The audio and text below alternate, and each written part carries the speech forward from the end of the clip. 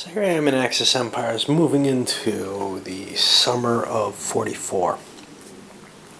And I haven't actually done anything, I haven't picked my cards yet. I just wanted to give an observation that struck me that I guess I sort of knew beforehand, but that's kind of bothering me now that I'm seeing it in action. And it's the support markers over on the Pacific map. I fought out this carrier duel up here in the what is that? The Arafura Sea. Okay, there's a piece of geography I didn't know. Anyway, great. I don't know who won. I mean, I don't know who won at the moment. I know that the Americans were unable to clear the hex and get control over this space and prevent it from being a base. So I would say, well, the Japanese drove them away. Fine. There was no luck involved in that, right? Their forces are just there. What it comes down to is the only way to tell is how long it takes for these carriers to show up as they go by. You'll see one of the Japanese ones showed up early. You'd say the Japanese did well in terms of that. They took less damage, their production capabilities are better, whatever. But I still don't feel like I really saw a carrier battle in progress. It's one of the things, okay, Whiff may go into too much detail at times with it, but it's one of the things that I really liked about the A3R design decision, Advanced Third Reich, along with Empire of the Rising Sun. They took the old Third Reich viewpoint of, okay, here's your World War II, in Europe map, and it's dominated by, these panzer blitzes across Russia. Great. Okay.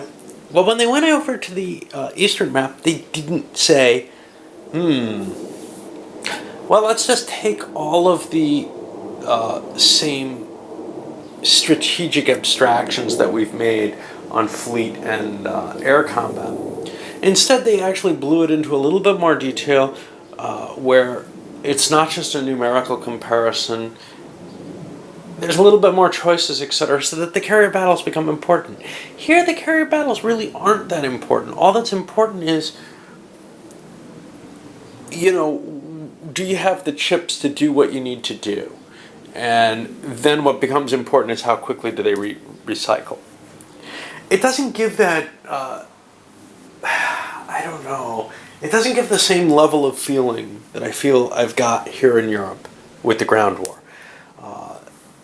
I feel like the support unit rules for this would work fine in something like, I don't know, a Hitler's War, where, yeah, you can kind of see the ground action a little better, but it doesn't dominate the game the way it does here. Now, I mean, this looks like a World War II grand strategic, invasion of Russia. It feels that way. Simpler than, some takes on it.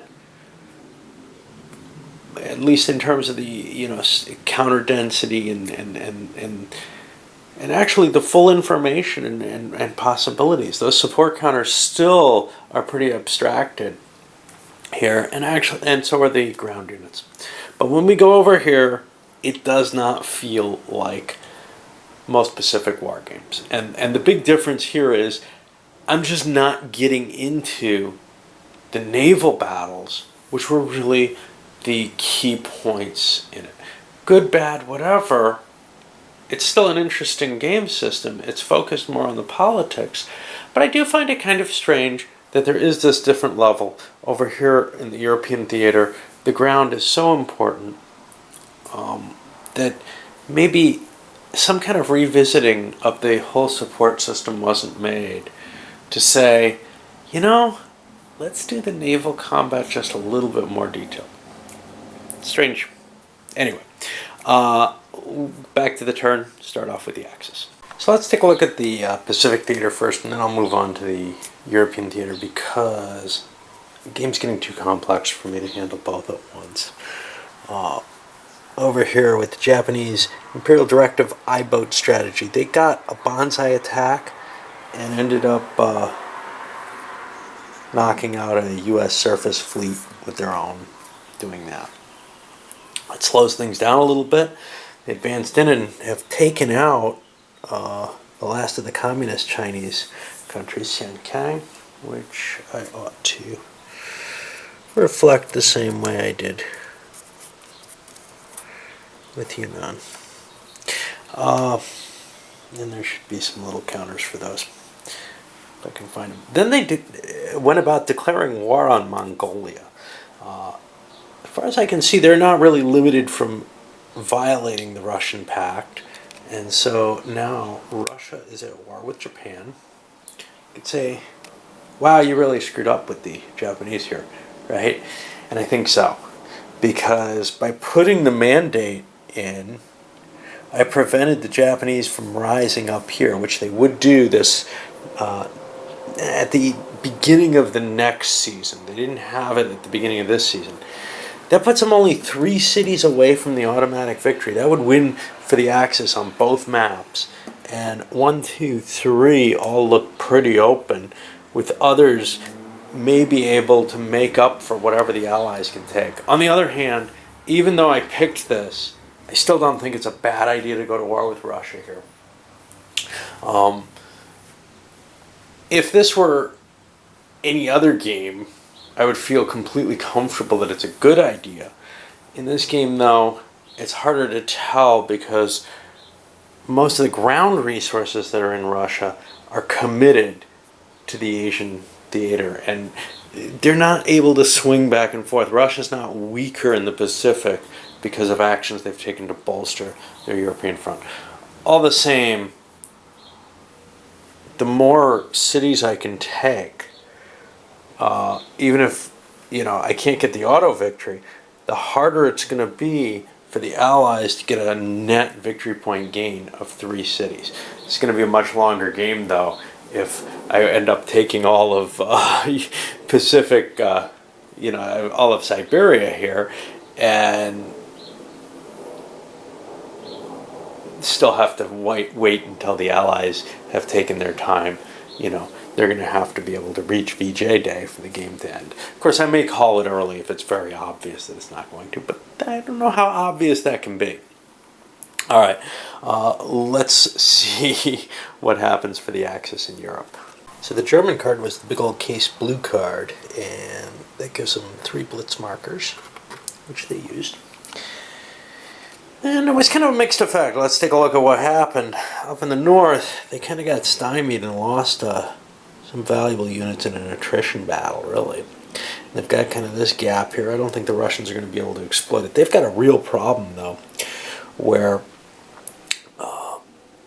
the Russian forces here, they have to close this up in order to prevent the Germans from possibly, making some sort of outflank and cutting the supplies off of the entire Leningrad salient here.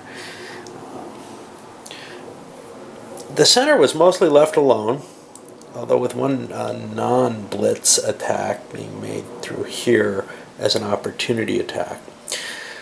But down here in the south, we see the Russian line pretty much crumbled, and that was this exposed area that didn't have good terrain, along with a blitz marker, air power, etc. They took out a headquarters, and it's looking like Kiev is very likely to fall, actually.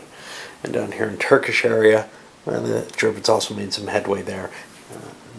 Nothing really to do with the case blue card. Actually, this ought to be up, I think. Yeah, I can move this up a little bit. Over in Britain, nothing's being done. The Germans would have had a 1-to-1 attack if they wanted it, with all the modifiers in place. They don't want to play that way. They'll let the British dig them out of there. They are going to have to get some forces there. Oh, I forgot to move some of these guys around. I better get them moving too. Okay, for the Allies here, the choices for cards. Let's start here. Now this is one of there's a series of these that seem kind of weird to me. Trident conferences. This one has some differences. but I can't tell for sure what's going on with it. It had a matching card for it, which may be a little better, and I don't see any real disadvantage to taking that one. I took this one because it helps me just as much for what I need. I don't like taking more than I need, but it does kind of bother me. So the other one had some colonial forces in them. I've run into some of these. The last card I played was this way. Let me see what it was here.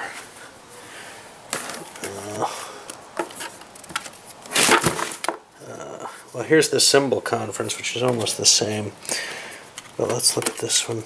This was Operation Avalanche, and its match seemed like just a weaker version of it. You could play one or the other, either Avalanche or Culvern. And this one has, I don't know, something to do in the one map game, ESV, which might be a difference. I don't know what that is exactly. But the rest of it is all, hey, it doesn't affect the European map, which kind of bugs me. It feels to me like these are operations that should be only applicable on one map. As it is, they're only applicable on one map on one season. You can't play, say, the Trident Conference on both maps at the same time, which might be a reason you want to play a different one on one map or the other. Anyway, over here we played Operation Crusader, which is just some extra forces and a blitz marker. That helped out. The Brits were able, with the blitz marker, to pretty much knock the Germans out. They're down to one little unsupplied hex there with one counter in it. The way the overstacking rules work, you push guys into an overstacked retreat. That doesn't cause... there's no retreat throughs or anything. You just end up stuck in there, from what I can tell. Maybe I don't read the rules carefully enough. That's quite possible. We know that already, but by skimming them, my understanding was, hey, you end up overstacked, you end up dead. And it's not quite that blatant sounding, but when you read through it, it does look like it's going to go that way. And then when you hit over here in the Asian sector, not a lot's happened.